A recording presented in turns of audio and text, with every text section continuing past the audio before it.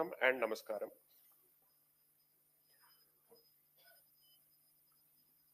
My mind is actually bursting with thoughts and possibilities, especially after hearing this man speak.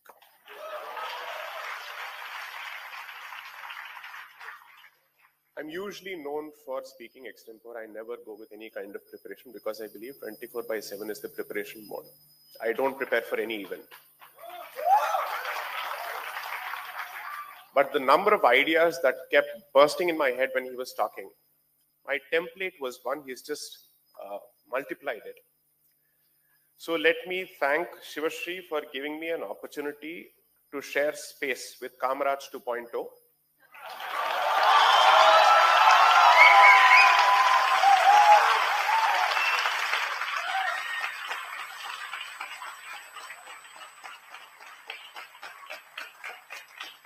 In 2022, I think I had the opportunity to call him Tamil Nadu Thamarai.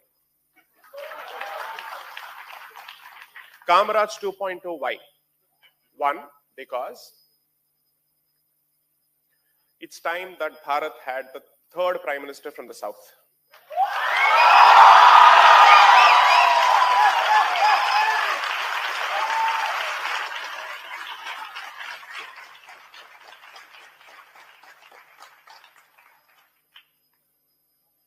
But before that, Tamil Nadu pudicha and the Putuno in 1967, அது முதல்ல ஒழியணும்.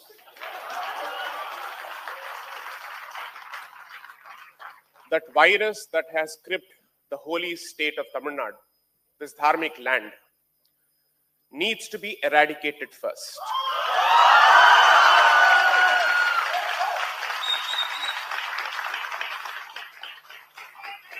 Kalam, Samayam, time has finally given us this option.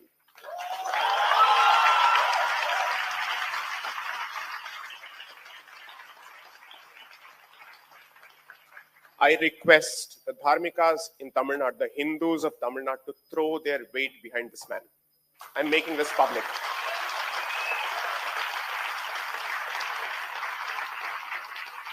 It is now or never. This is a do or die battle.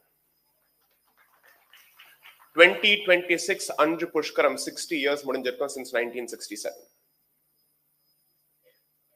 It is time to take a decision. You have to mean business. Every vote matters.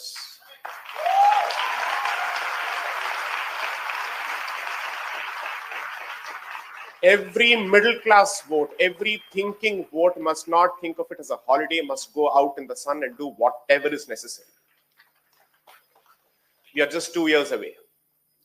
This was not meant to be a political speech, but unfortunately, our land has been heavily politicized. Our religion has been politicized. I'm left with no other option but to speak about this bluntly.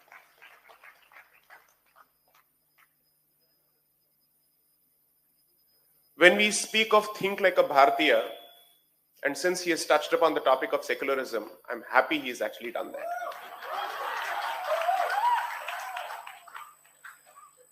Over the last 3 years, something tectonic has taken place, and I think it's important for people to take note of it. I'm speaking in Tamil primarily because there's a YouTube audience that's watching, rather in English because there's a YouTube audience that's watching. And ennoda Tamil sila perukku pidikadhu. One, decolonization has finally entered Indian political discourse, and that's a fantastic victory.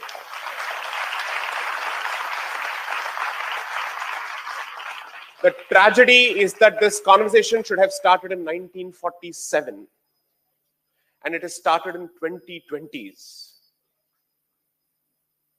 No other post-colonial independent society can boast of this kind of prolonged mental slavery. Ever. I know what people like me have gone through in Tamil Nadu. I've witnessed it on campuses. I've suffered the consequences of it. But the only promise and sankalpam I made to myself was that I will never become a jati activist. I will speak for the community as a whole.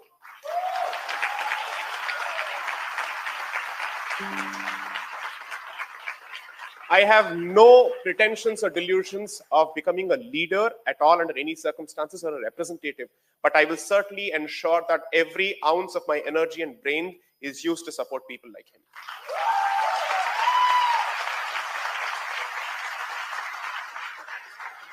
Because I think it's time we did away with the concept of politicians and we think of thinking leaders.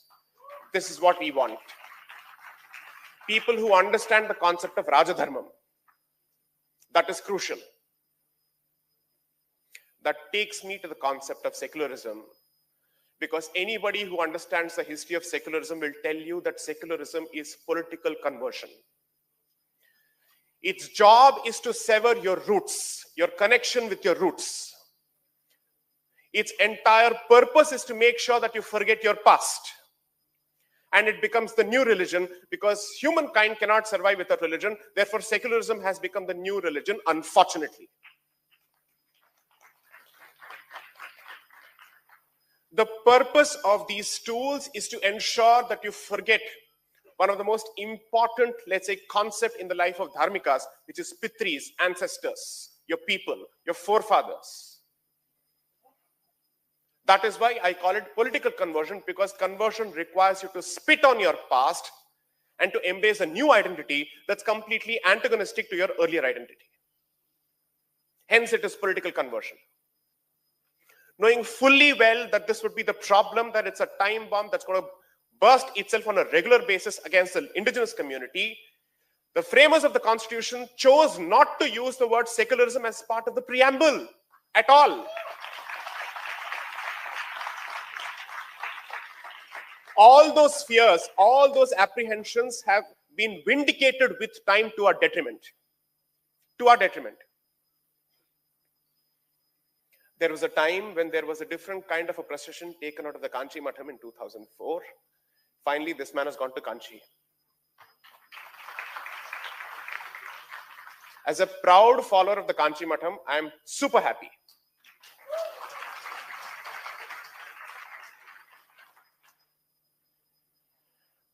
Think like a Bharatiya. You can't think like a Bharatiya as long as you embrace secularism, is my humble submission. It is cognitive dissonance. If you think like a Bharatiya and also wear secularism as a badge of honor, you can't. They are incompatible. They are mutually destructive. And they're mutually exclusive. தமிழ்நாட்டுக்கு விடிமோட்சம் கிடைக்கிற வரைக்கும் பாரதத்துக்கு விடிமோட்சம் கிடைக்காது.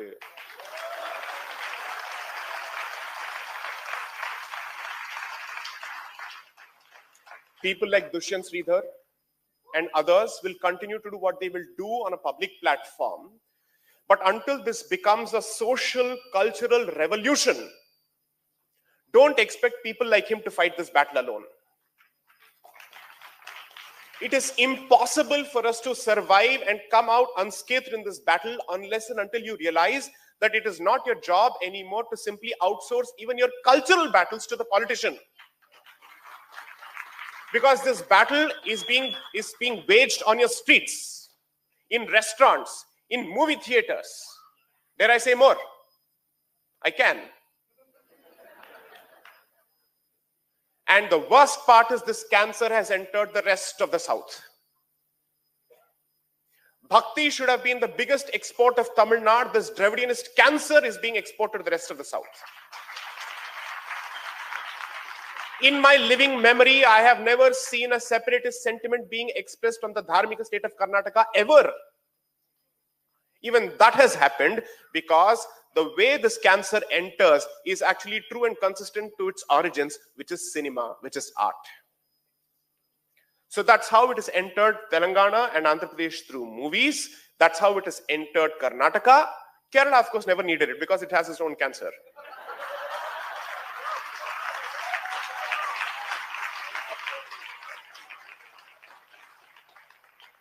Parashurama Kshetram should have been known for a different red. It is being known for a different red. So the point is, this civilization is a dharmic civilization. Own it, embrace it, be proud of it. That is fundamentally decolonization. If someone says, does it mean that we should embrace everything about the past? When every time I speak of decolonization, I get this nonsensical statement, I'm forced to say, does it mean that you have to spit on your past? No, you don't have to. These are not binaries. Anyone who chooses to focus exclusively on the problems of the past is not a well-wisher of this civilization, because according to him, there is nothing positive worth being discussed. You have to look at the entire history of the civilization as a whole. It's not a monolith. And this civilization is called a civilization thanks to the scale of its diversity. So the realities, the political realities, the jati realities, the economic realities have been different in different parts of the country, but we are all painted with the same brush.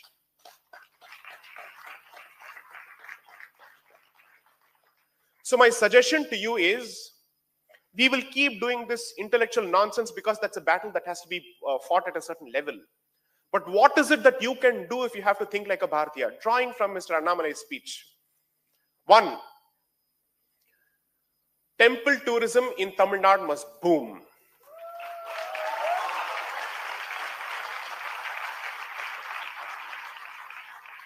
Repopulate our temples. Take back those spaces. Support all temple communities, the operative word being all.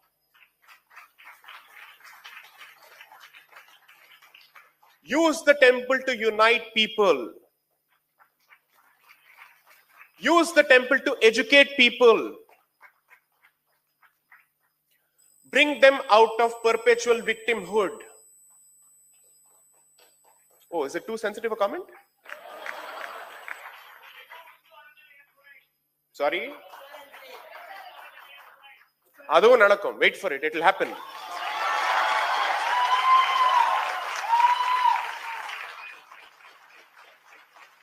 Today, our temples are held ransom by an ideology that has vowed destruction of our religion, has taken an oath for it. And they're being true to their political masters who are within and outside the country.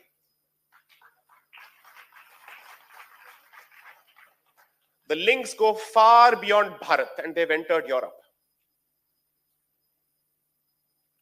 So you have to realize the magnitude of the problem that people like Annamalai face. These battles cannot be contested alone. I have no political affiliation whatsoever. I can say this bluntly with him being on the stage. My affiliation, my fealty, my loyalty is to my community, to my dharma, period.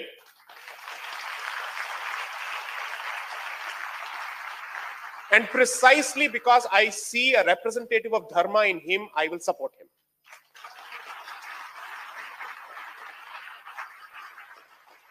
It is absolutely crucial that we understand the challenges. There are a lot of issues and deliverables that are entirely within our control. The first suggestion was going to the temple. There are Sardarjis, members of the Sikh community, who sing in Tamil, in Kumarangundam and other places. I've seen that happen. That is the unity of this land. Char Dham Yatra is impossible without coming to the south, and Sikhs also perform the Char Dham Yatra. The utter nonsense that is being peddled about this community is a direct consequence of our ignorance. In the age of internet, none of us has the excuse for being ignorant at all. You think it's easy for somebody like Dushyant Sridhar to wear the Tripundra and go to the television and face all the people from the D-stocks? The kind of hatred, the kind of poison, the kind of bile that is being hurled at people like him is unbelievable. How do these people function? Not on your support, but because of their inner spiritual core.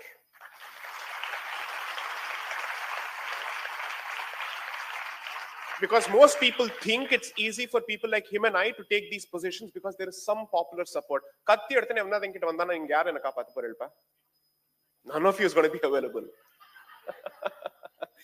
Your intention may be to protect us, but you cannot be available all the time. So the point is not to protect us, but to start finding replacements for us, keep creating them. These can't be personality-driven movements. Learn one thing from the Asura. Whenever you think of tapas, you think of the Asura, because Asura tapas is unbelievable. Because when they commit themselves to something, they latch onto it. I learned from the Devas as well as the Asuras. I'm very clear about it. We must start looking at producing Raktabija Devas. Every drop of blood in the land of Sanatana Dharma must create more Dharmika warriors.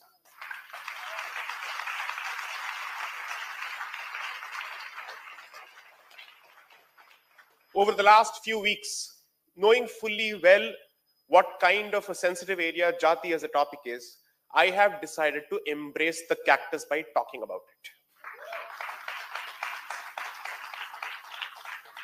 Because it is important for us to have these conversations. The more you shy away from these conversations, you make them taboo topics, somebody else is going to appropriate it. Somebody else with a vested interest is going to appropriate it. There will never be a conversation with honesty. And with honesty does not mean to deny everything that has happened, but also to say, please don't exaggerate. And also remember that it is meant to bring us together. If the purpose of the conversation is to divide us further, then it is fundamentally a bad faith engagement. It is a dishonest conversation. It's a motivated, malicious conversation. And that is what happens every time we touch this topic. Every incident is a potential entry point for the mischievous Dravidianist. He is waiting for it. So I would request you to use these platforms, these fora, and these institutions as a moment of societal churn. I know I'm in no position to make these suggestions, but I hope that I can make this to somebody like Sree, that even our concerts during Margari Masam must carry an important message. It cannot be just a Katha Kalakshepam or a pure cultural event, because none of our classical arts are being, let's say, kept away from this political conversation. Every institution, whether it is dedicated to Bharatanatyam or not, is now under the attack from the left. It's being taken over. Bharata Muni will not be taught in these places, apparently. Bharata Muni will not be taught in an institution which is dedicated to Bharatanatyam, is the scene of the Tamil Nadu of 2020s. And whoever wants to teach Bharata Muni's Bharatanatyam and Natya Shastra is being kicked out as a Hindutva fascist Sanghi. Imagine to what extent we have come down. When your arts are being taken away, remember the one final pure strand that is left between your culture, your past and your present is sought to be severed and corrupted fully. You can't let that happen. You can't let that happen. But don't go ahead with a victimhood complex. The difference between the Dravidianists and us is that go confidently out for engagement, and your outreach must be genuine to all affected parties. Let opinions change. It's not going to be an easy battle, but I can say this with confidence. I say this with confidence. Nobody can accuse me of being different about my identity, jati or religion-wise. And I have not seen my identity or opinion be a barrier when I'm engaging with confidence with people from my community, which is the Hindu community, across the board. I've had people come and speak, explain their position, genuinely express a way to bridge this gap. This is not to my credit. I am saying that there is a willing audience out there, provided you show it in action. You cannot read the, what is that? I don't want to name the newspaper anymore, because it's not what it's meant to be. It is the antithesis of its name.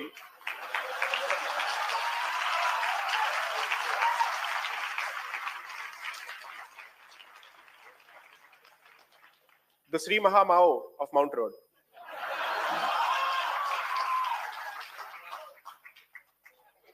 Find a way to get on the ground.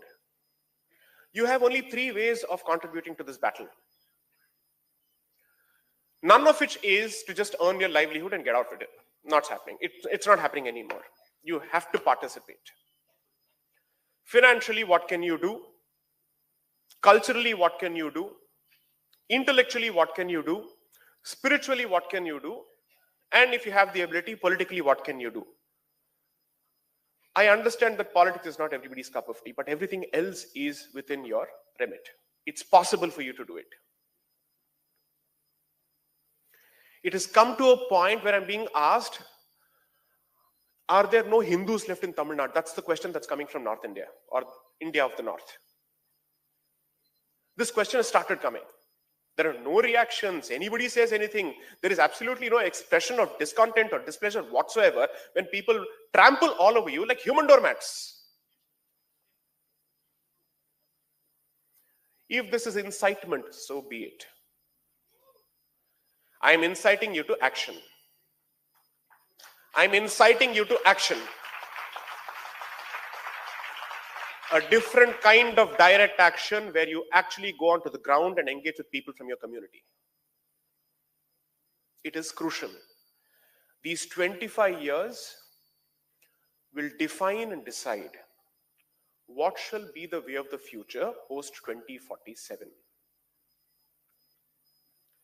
This is a battleground generation. Never before in the history of the last 400 to 500 years have we been presented with an option where you actually are in a position to speak with a unified political Bharat. You were speaking with different princely states at one point. You finally have a politically unified Bharat, which was always civilizationally one. One, you have a politically unified Bharat. Then you have been given democratic ways of communication where you're no more dependent on the mainstream media with its own vested ideological interests. Social media has made possible the reach of voices like all of them. Who would have thought at one point that someone coming from Annamalai's background would be able to aspire for the best positions that this country's political system has to offer? This is a sign of change. This is a sign of change. When somebody has to go to court to prevent the viewing of Prana Pratishtha, it's a sign of desperation.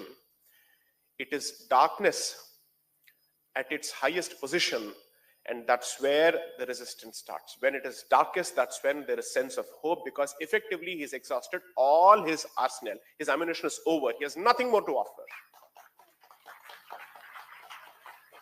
While I practice in Delhi, I make this abundantly clear. Oru kaal inga kandipa irukum. Because this is the time. Those who were associated with the Ram Janmabhoomi movement will tell you the significance of what I'm about to say. Ek dhakka aur do. Every structure that is anti-dharmic must crumble. And the Overton window must change. This must become the new normal, making it impossible for anybody to take the situation back. Impossible. Thanks to what has happened over the last decade, anyone who doesn't perform on the anvils of economics will not be an acceptable option anymore. Since 2014 to 2024, that is the change. Jai Sreeram has become a national sentiment.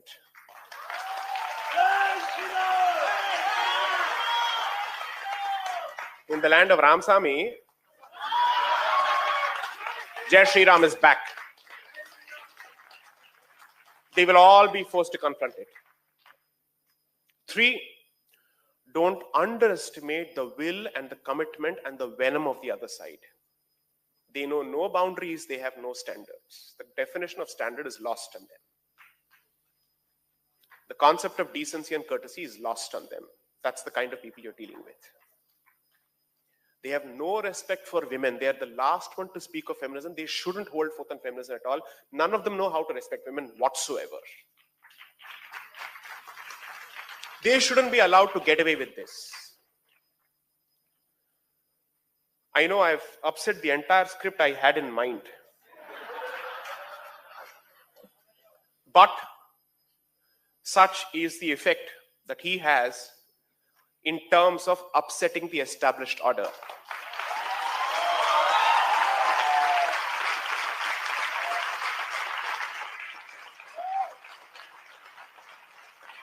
I thought I'll at least stick to the script I wrote and scribbled. I couldn't. Grama Devatas and Kula Devatas are the battlegrounds, by the way. Please go back to them. Revive your Grama Devatas and Kula Devatas at the very least. Because the divide that they are hoping to succeed in is to divide temples from Grama Devatas and Kula Devatas and say, no, these are two different strands altogether. One has got nothing to do with Sanatana Dharma, and this is all some Brahmin conspiracy. Please embrace those deities. I know for a fact that my own in-laws have Ayyanar as the Kula Devata, which means they also serve meat and toddy. That's what these idiots don't understand. They won't understand. Every temple has a paddhati. Whatever the temple says, we will do it. Period. It doesn't matter. It doesn't matter to me what is the origin of the priest. If the priest is a priest in a particular place of worship, you will surrender to his diktats as far as that institution is concerned. Break these silos. Since actions speak louder than words, the most powerful impact which the other side dreads is the repopulation of even the street temples, the unknown temples. Because Madurai Meenakshi will always get crowds. What about other temples? What about other temples? Go back to those temples, forge your sense of community, which is the one thing lacking in this community, and that's haunted us for thousands of years now. And our definitions of community are in micro definitions. Let us assume for a moment that I accept the reality that these micro definitions cannot be done away with because they have withstood the test of time for thousands of years. I can only make one point: respect every micro identity. Treat everybody with respect. Because if you don't do that, respect will be replaced by dangerous victimhood complex. When you do that, when you take every profession seriously, you'll realize that all the professions which were in the hands of our communities, which have been lost to others, can be reclaimed. Otherwise, they'll come and live like destitutes in cities. It's not as if Chennai has the ability to accommodate everyone who comes here. It doesn't have the resources for it. And since they know for a fact that their professions will not be respected in the places of their origin, they have no other option but to get out of the place. One is a loss of dignity, the second is a loss of opportunity. We have to address both. And that will happen when you start going back to these places, when they realize that there is more footfall. So revisiting your places of worship is not just about religion, it's equally about economics. Go to Ayodhya and you will be surprised at the infrastructure development there. I am someone who believes in respecting sanctity first and ensuring that infrastructure organizes itself around that respect for the sacred space. I don't believe in corridorification at the expense of the sacred space. But I believe both of them can go hand in hand with a sense of balance. In Ayodhya, you will not believe for a moment, some of those roads, most of those roads are better than Chennai's roads, actually. And Bharatiyas know how to maintain infrastructure. The self-loathing thought that we don't know how to maintain infrastructure, Delhi Metro has been running fantastically since 2004. It's among the best in the world. Washington is really terrible, even in terms of its metro system. Delhi is brilliant. This is happening across the country. So when someone tells you you don't know the value of economics, you don't know the value of maintaining infrastructure, that you are not clean fundamentally, address each of these aspects. These are fundamental deliverables where he and I don't need to play a role. We have no business playing a role in that. We can only tell you, this is the big picture, find your places within. Some of these battles, it's for you to embrace. I don't want to say anything further. I'll take questions from the audience for at best 10 minutes, assuming we have the time for it. 5 minutes? Fair enough.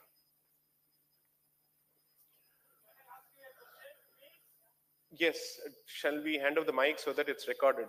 Otherwise, I'll be accused of scripting the interview.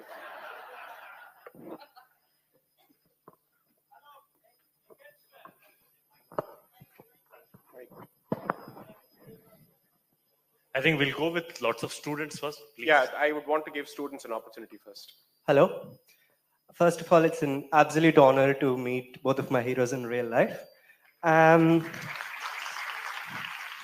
One would be a question exclusively for you. Another would be both of you and Annamalai Anna together, because I don't know if I'll get an opportunity again. First is, since we're in Mylapore, do you think there is credence to the fact that Mylapore temple's original location is something else? And if that's true, do you think it's possible for us to get it back? Second question, just one moment, for Annamalai Anna and you together. As you know, Anna, concurrent list, item 28, is religious endowments. Yeah, Why doesn't the central government, which has the power right now with an absolute majority, enact a law where they bring in temples not just for Tamil Nadu, but for all of India? Since Anna keeps saying that the first signature would be to remove the HRNC ministry. Right. Thank you so much. So the temple reclamation question and the temple management question are two different aspects. So let me try and address one of them, and I'll hand it over to Mr. Annamalai. First, when we wanted one, they said nothing doing. Now, when we're asking for the other with evidence, they're saying nothing doing. So when somebody displays that kind of intransigence, I will say then my position of minimalism has no value. Let me now have no limits on my ask at all. At all. So when I dropped the figure of 40,000 over the last 2 weeks, people went on fire. Oh, what did he say? Barnal Matama Vithupoche.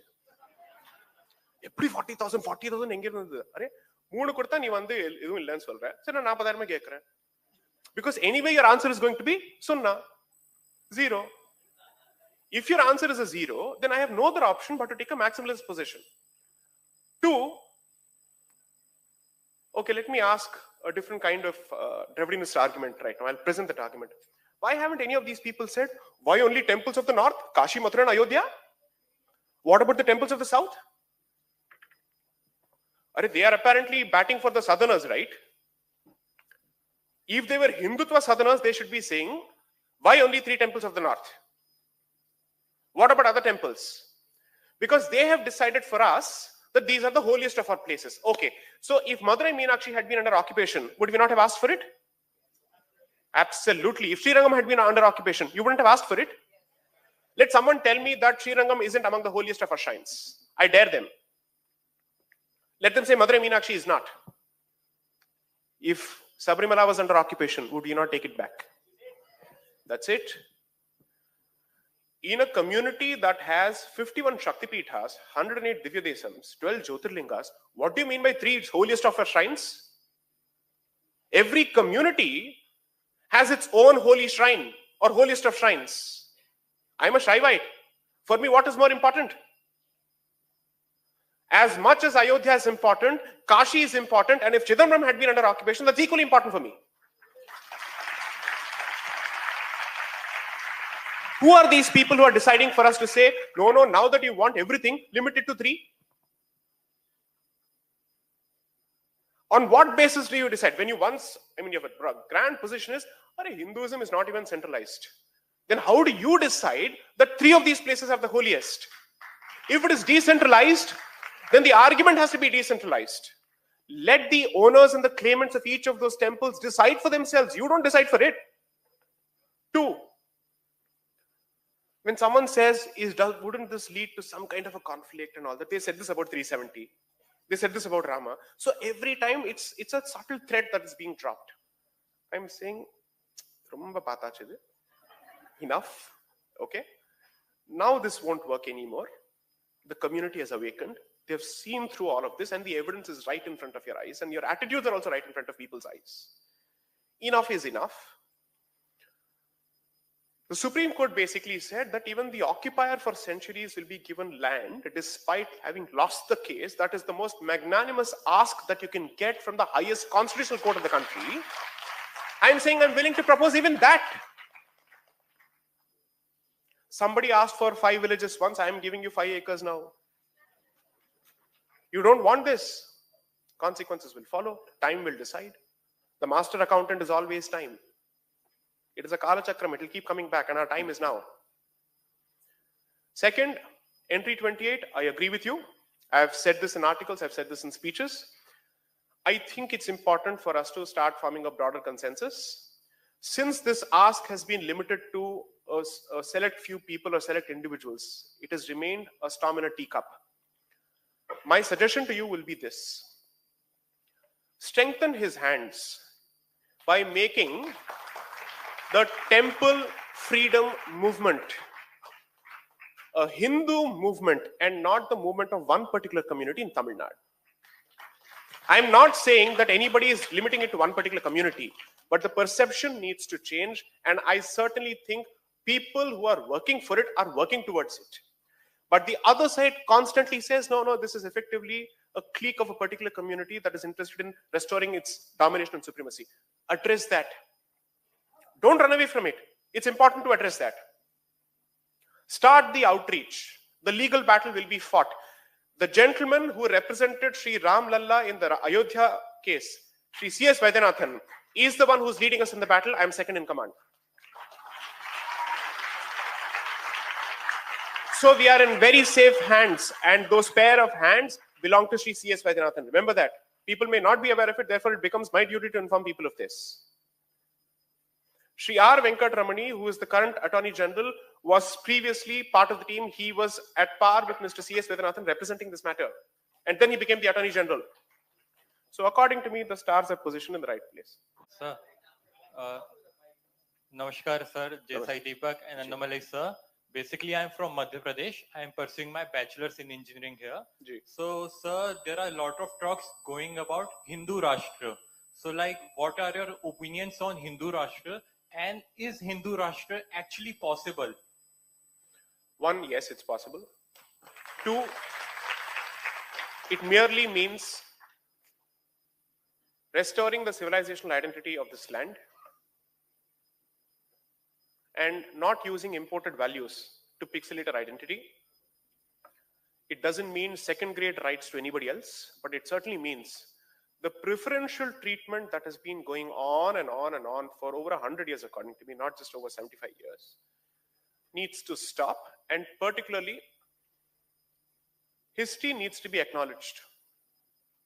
So when we are told that in the context of Jati and so on and so forth, acknowledgement of history is important, and addressing that situation through social justice mechanisms is important, I fail to understand how does history suddenly become irrelevant and redundant in the context of other issues. You can't selectively say history is relevant for this and not this, because this is your pain point. I'll keep doing this on a regular basis. But as far as other issues are concerned, where history is actually acting to your advantage, I will not talk about it. That can't happen. 3, my vision for Bharat is actually what I would call Pax Indica, which is Greater Bharat.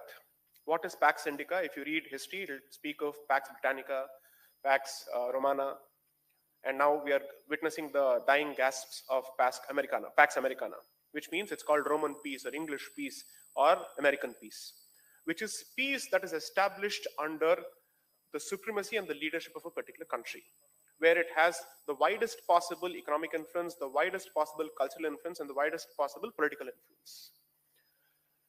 My vision is strengthen your position within, and the immediate neighborhood of undivided Bharat should also become safe for the core identity of Bharat. That is the day you would effectively come to a point where a CAA is no more necessary.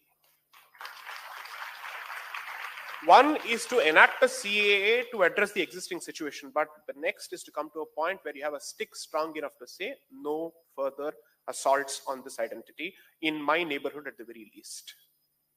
That is my larger vision. Creating a safe homeland and a safe neighborhood for perhaps the most traumatized, genocided, massacred population of the world.